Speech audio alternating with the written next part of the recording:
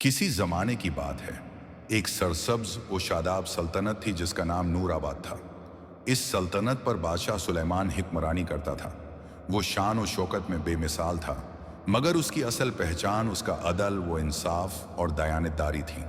लोग कहते थे, सुलेमान के दरबार में सोना भी बोलता है और झूठ भी कांपता है। बादशाह सुलेमान हर हफ्ते एक दिन आम लिबास पहनकर शहर में घूमता ताकि राया के हालात खुद देख सके। एक दिन वो बाजार से गुजर रहा था कि उसने एक बूढ़े शख्स को रोते हुए देखा। लोग उसके पास खड़े थे मगर कोई मदद न कर रहा था। बादशाह ने पूछा, बाबा क्यों रो रहे हो? बूढ़े ने कांपती आवाज में कहा, बादशाह सलामत, मेरा जवान बेटा नहीं रहा। वो महल में मजदूरी करता था।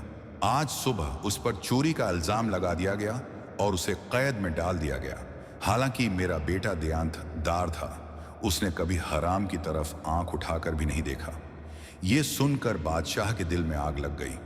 वो फौरन महल लौटा और दरबार लगाने का हुक्म दिया। मुल्ज़िम नौजवान को लाया गया। नौजवान की आंखों में खौफ था, मगर चेहरे पर सच्चाई की चमक मौजूद थी। बादशाह ने नरमी से पूछा, क्या तुमने वाकई चोरी की है? नौजवान ने आंसुओं के साथ कहा, हुजूर, अगर मैं झूठ बोलूं तो अल्लाह मुझे पकड़ ले, मगर मैं बेगुनाह हूं। दरबार में मौजूद वजीर ने फौरन कहा, जहां पनाह खजाने से सोने के सिक्के गायब हैं, और यही लड़का वहां मौजूद था। बादशाह ने वजीर की आंखों में गौर से देखा, फिर हुक्म दिया, खजाने के तमाम दरवाजों, पहरेदारों और हिसाबात की दोबारा जांच की जाए। इंसाफ में जल्दबाजी नहीं होती। तहकीकात हुए तो एक अजीब हकीकत सामने आई। वही वजीर जो सबसे ज्यादा वफादार कहलाता था, असल में चोरी में मुलव्वस निकला। उसने इल्जाम एक गरीब मजदूर पर डाल दिया था ताकि खुद बच जाए। सच सामने आते ही दरबार में सन्नाटा छा गया।